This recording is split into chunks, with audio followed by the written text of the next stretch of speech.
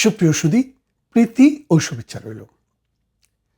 বর্তমানে বাংলাদেশে নানান ঝামেলার ভেতরে অর্থনৈতিক দুরবস্থা, বিদ্যুতের দুরবস্থা, শাসন ব্যবস্থার দুরবস্থা এবং বেকারত্ব এবং মানুষের কর্মসংস্থান সৃষ্টির সুযোগ তৈরি না হওয়া নানান ঝামেলার মধ্যে দিয়ে বাংলাদেশটি যাচ্ছে। এর মধ্যে সংসদ ভবনে যেভাবে খিস্তি ঘেউর আমরা শুনছি এবং যে নাটক আমরা দেখছি, এর ভিতরে একটি নতুন কাহিনী এসে হাজির। সেটি হচ্ছে বিমান বাহিনীর 10 জন সদস্য গায়েব হয়ে গেছে। কোনো ছুটি না নিয়ে, কোনো কিছু না নিয়ে, গুলি বন্দুক যা আছে নিতে পারে, অস্ত্রশস্ত্র, সেগুলো নিয়ে নিখোঁজ হয়ে গেছে।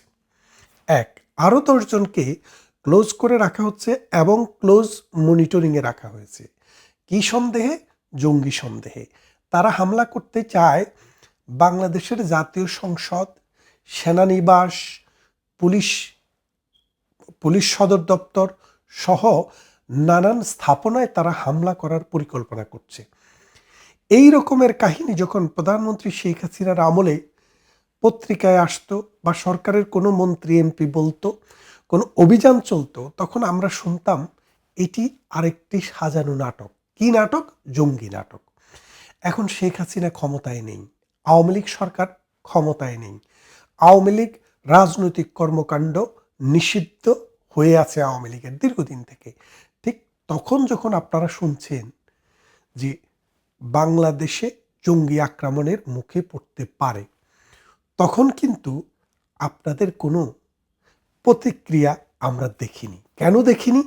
কারণ বাংলাদেশে একটা বিশেষ শ্রেণী এন্টি আওয়ামী লীগ এবং এন্টি প্রগতিশীল, এন্টি মুক্তিযুদ্ধ তৈরি করা হয়েছিল। এই তৈরি করার জন্য লম্বা একটা সময়কে ব্যবহার করা হয়েছে। মূর্খ, অশিক্ষিত, বিশ্ববিদ্যালয়ে গিয়েছে কিন্তু মাদ্রাসাতে, মানে মধ্যযুগীয় মাদ্রাসার ছাত্রের চাইতেও তাদের চিন্তা, চেতনা, মনন, মানসিকতা আরও খারাপ। তারা একটা সুস্থ সমাজ ব্যবস্থার জন্য যে একটা সঙ্গীত, সেটাও তারা জানে না, তারা নৃত্য সেটা জানে না, তারা সাহিত্য সেটাও জানে না। তারা শুধু যেটা জানে সেটা হলো মৌলবাদ এবং জঙ্গিবাদ। এই জঙ্গিরাই কিন্তু শেখ হাসিনার সরকারকে উৎখাতের জন্য আমেরিকাকে সাথে নিয়ে বাংলাদেশটাকে মিনি পাকিস্তান বানানোর চেষ্টা করেছে। এখন বিমান বাহিনীতে যে জঙ্গিরা আস্তানা গেড়েছে, এই জঙ্গিরা কোত্থেকে আসলো? এই জঙ্গিদের উৎস কোথায়?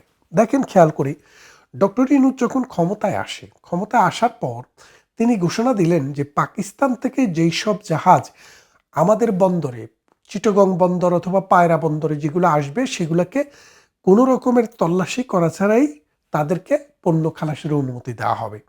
অথচ শেখ হাসিনার আমলে, এর আগেও জিয়াউর রহমান, এরশাদ, খালেদা জিয়া সবার আমলেই পাকিস্তানকে শত্রু রাষ্ট্র হিসেবে ক্যাটাগরি করে 2 বার পাকিস্তানের জাহাজ তল্লাশি করার পর তারপরে যে পণ্য খালাসের অনুমতি দেওয়া হতো, যার ফলে বাংলাদেশে যারা ক্রেতা ছিল বা পাকিস্তানি যারা জাহাজ চালাতো, তারা বাংলাদেশে সাধারণত খুব বেশি প্রয়োজন না হলে পণ্য নিয়ে আসতো না। ইউনূস এসে সেটা তুলে দিলেন। তারপরে আরও একটা ঘটনা ঘটল। বাংলাদেশে পাকিস্তানের কোনো নাগরিক ভিজিট করতে আসলেও পাকিস্তানের বাংলাদেশ হাইকমিশনে প্রথমে ভিসার আবেদন করতে হতো। অর্থাৎ অনঅ্যারাইভাল কোনো ভিসা সিস্টেম পাকিস্তানের জন্য বাংলাদেশে ছিল না। তো পাকিস্তান যেহেতু তারা জঙ্গি উৎপাদন করে, তালেবানদেরও চারণভূমি সেখানে। এখন তেহরিকে তালেবান, পাকিস্তানের একটা নতুন বাহিনী তৈরি হয়েছে, আপনারা জানেন। এই নানান জঙ্গিদের উৎপাদন স্থল হচ্ছে পাকিস্তান, যারা আফগানিস্তানকে শেষ করছে, ভারতের সাথে গত 70 বছর থেকে কারণে অকারণে যুদ্ধ লাগিয়ে রাখছে। লস্করে তৈয়বা, জয়শি মোহাম্মদের মতো এই সন্ত্রাসী গ্রুপগুলা সারা বিশ্বে টেরোরিস্ট সাপ্লাই দেয়। সেই জঙ্গি টেরোরিস্ট গ্রুপগুলা যেন বাংলাদেশে না আসতে পারে, সেই জন্য এই ভিসা ব্যবস্থাটা খুবই স্ট্রিক্ট ছিল। তাদের ডিএনএ টেস্ট করা ছাড়া বাংলাদেশ কোনো ভিসা তাদেরকে দিত না। ডক্টর ইউনূস আসার পরে তারা বলল ডিপ্লোম্যাটিক পাসপোর্ট। তো ডিপ্লোম্যাটিক পাসপোর্ট বলতে শুধুমাত্র ডিপ্লোম্যাটিক জোনে যারা কাজ করে তারা না, সরকারি ডাক্তার, ইঞ্জিনিয়ার, নার্স হইতে শুরু করে সরকার যাকেই তাদের লাল পাসপোর্ট দেবে তারাই বাংলাদেশে বিনা ভিসায় আসতে পারবে।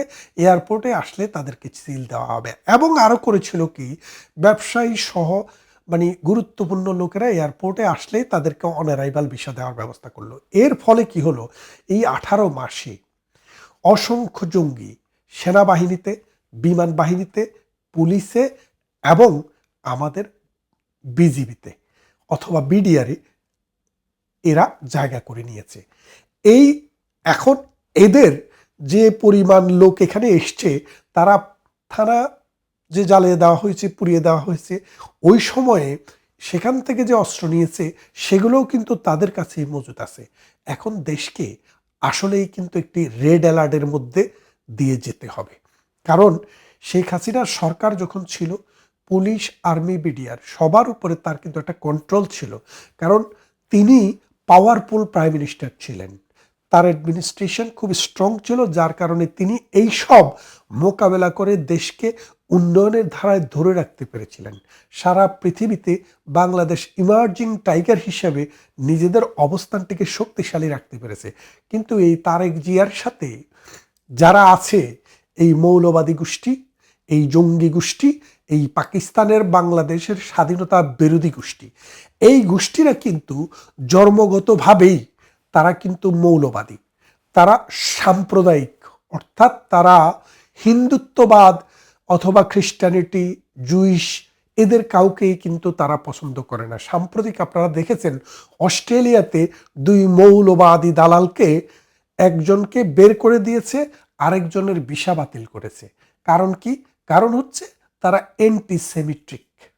অ্যান্টিসেমিটিক কথাটা হলো যারা জুইশ বিরোধী, অর্থাৎ একটা বিশেষ ধর্মের মানুষকে তারা ঘৃণা করে। তো অ্যান্টিসেমিটিক বললে হবে না, তারা অ্যান্টি হিন্দুও বটে, অ্যান্টি খ্রিস্টানও বটে। আমরা বহুদিন মসজিদ, মাদ্রাসা, মক্তবে তাদের বয়ান শুনেছি এবং তাদের মুনাজাত শুনেছি, আল্লাহ এহুদি নাসারদের হাত তুমি নাস্তে নাবুদ করে দাও। এই যে বক্তৃতা আমরা শুনেছি, অথচ সেই সব দেশে গিয়ে ডলার কামানোর জন্য, পাউন্ড কামানোর জন্য, সেই সব দেশে গিয়ে ভালো ভালো জামা কাপড় কিনে আনার জন্য, সেই সব দেশে গিয়ে নিজেকে আন্তর্জাতিক খ্যাতি সম্পন্ন বলার জন্য কিন্তু পাগলা কুত্তা হইয়া থাকেন।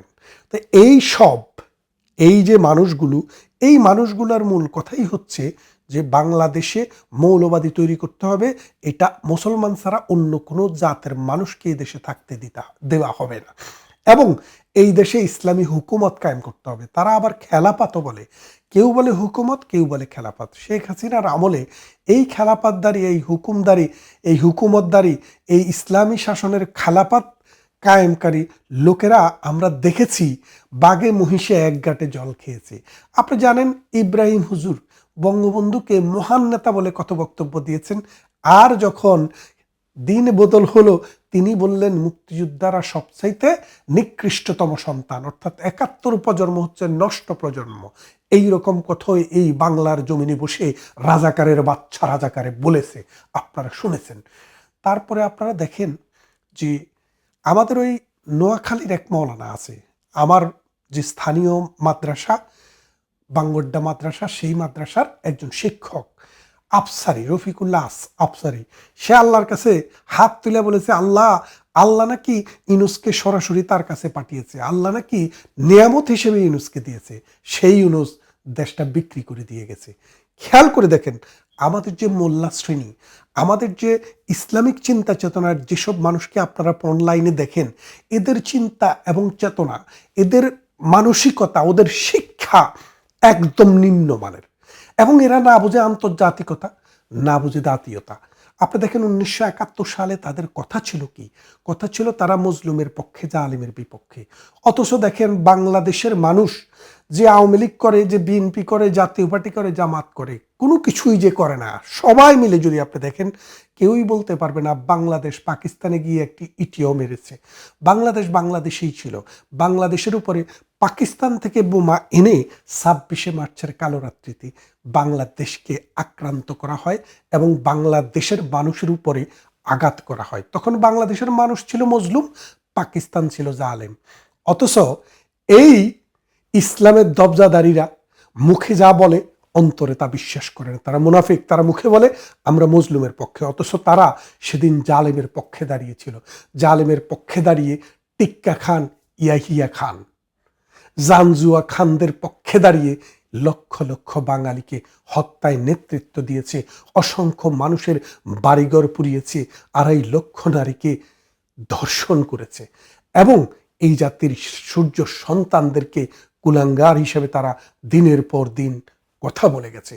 সেই তাদেরই পায়তারায়, তাদেরই সহযোগিতায় আজ বাংলাদেশে আবার জঙ্গিবাদের উত্থান হচ্ছে। এই জঙ্গিবাদ, এই মৌলবাদ, এই সন্ত্রাসবাদ, পাকিস্তান থেকে আমদানি করা এই জঙ্গিবাদ এই বাংলাদেশকে অস্থিতিশীল করবে এবং বাংলাদেশের অর্থনীতিকে একটা দুর্ভিক্ষ কবলিত দেশের কাছাকাছি নিয়ে যাবে। আসুন আমরা এই দুর্বৃত্তদের রুখে দাঁড়াই। আমরা এই সমাজ ব্যবস্থায় অসাম্প্রদায়িক চেতনার মানুষগুলো আবার ঐক্যবদ্ধ হই।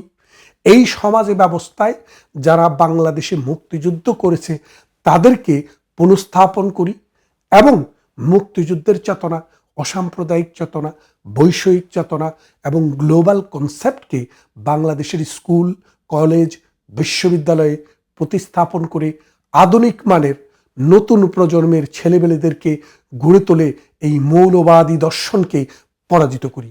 তা না হলে আমার, আপনার, সকলের সন্তান, আগামীর ভবিষ্যৎ খুব অন্ধকার। ভালো থাকবেন, কথা হবে অন্য কোনো ভিডিওতে।